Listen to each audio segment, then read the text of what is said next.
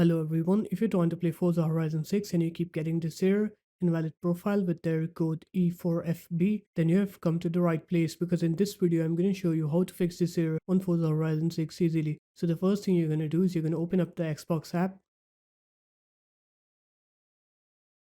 And now what you're going to do is you're going to sign out from your Xbox app.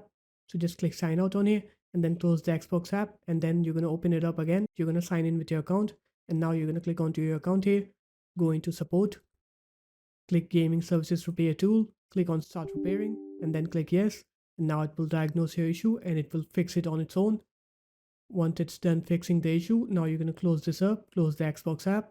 You're going to go to your C drive here, and then you're going to open up the Xbox Games folder, Game Save, and then PGS.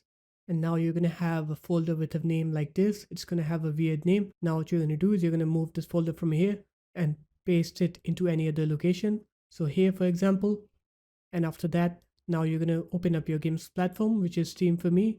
You're going to right click on Forza Horizon 6, click Properties, click on to Install Files, and then click Verify Integrity of Game Files here. Once you click onto that, now you're going to click Browse on here to open up the Forza Horizon 6 games folder, or if you want to know where the location is, the default location should be in your C drive. From file is 6, Steam, Steam Apps, Common, and then Forza Horizon 6. You're going to right click on the Forza Horizon 6 exe, click Properties, click Compatibility, and then click Run this program as an administrator.